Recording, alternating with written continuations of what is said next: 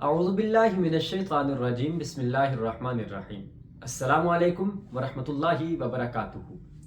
بصیرت T V کے plate form سے حافظ مدثر فاروق حاضر خدمت ہے۔ ناظرین محترم، علامہ اقبال رحمۃ اللہ تعالی علیہ نے فرمایا تھا، ستیزہ کار رہا ہے ازل سے تا امروز، چراغ مصطفی سے شرار بولہبی۔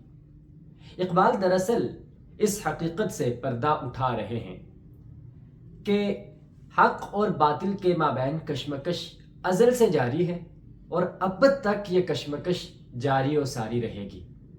اللہ کریم نے ایک جانب حضرت آدم علیہ السلام کو پیدا فرمایا اور حضرت آدم علیہ السلام کو سجدہ کرنے سے انکار کرنے پر ایک دوسری قسم کی مخلوق ابھر کر سامنے آتی ہے، جسے ہم شیطان، ابلیس یا عزازیل کے نام سے جانتے ہیں۔ ناظرین کرام، شیطان کے بارے میں اللہ تعالیٰ نے قرآن پاک میں فرمایا، ان الشیطان لکم عدو فاتخذوہ عدوا، کہ بے شک شیطان تمہارا دشمن ہے، بلکہ کئی مقامات پر اسے کھلا دشمن بھی کہا گیا کہ یہ واضح دشمن ہے، تمہیں گمراہ کرے گا۔ اور اسے یہ طاقت دی گئی، اسے یہ قوت دی گئی کہ یہ انسان کو وسوسہ ڈال سکے، اس کے دل میں بھی رسائی حاصل کر سکے اور ایسی جگہوں سے انسان پر حملہ کر سکے کہ جو انسان کے وہم اور گمان میں بھی نہ ہو۔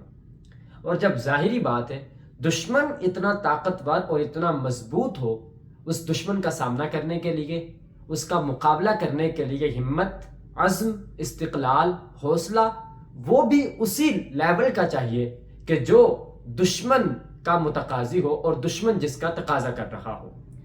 تو اللہ تعالیٰ نے اگر شیطان کو ہمارا دشمن قرار دیا، لیکن اس کے باوجود پروردگار عالم نے انسان کو یوں ہی بھٹکتا ہوا نہیں چھوڑ دیا یا شیطان کے ذمہ کرم پہ نہیں چھوڑ دیا، بلکہ اللہ تعالیٰ نے اس شیطان سے مقابلہ کرنے کے لیے انسان کو ایک ایسا ہتھیار عطا کیا ہے کہ جس جیسا ہتھیار کوئی ہو ہی نہیں سکتا۔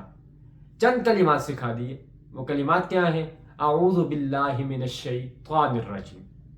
یہ وہ کلمات ہیں کہ جن کلمات کے ساتھ انسان اپنے آپ کو اپنے پروردگار کی حفاظت میں دے دیتا ہے۔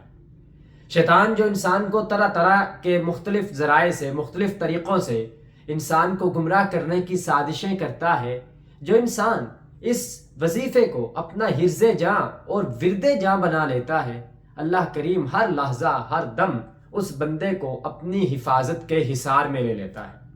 اب وہ بندہ اعوذ باللہ من الشیطان الرجیم پڑھنے والا وہ اللہ کریم کی پناہ میں آ جاتا ہے اور شیطان سے نجات پا جاتا ہے۔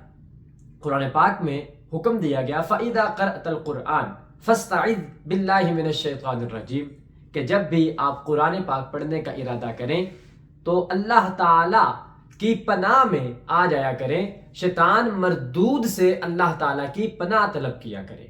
اور جب ہم اللہ تعالیٰ سے یہ دعا مانگیں گے، اس کی پناہ میں آ جائیں گے، تو یقیناً یہ پناہ ہر وقت کے لیے، ہر لمحے کے لیے ہوگی۔ اور اللہ تعالیٰ کی یہ پناہ ایسی عظیم پناہ ہے کہ جو شیطان کی تمام تر قوتوں کا مقابلہ کرے گی اور انسان کو اس کے تمام تر داؤں سے، اس کے فریب سے بچا کر راہ راست پہ گامزن رکھے گی۔ اور یہ وہی راہ راست ہے جسے صراط مستقیم کہا جاتا ہے۔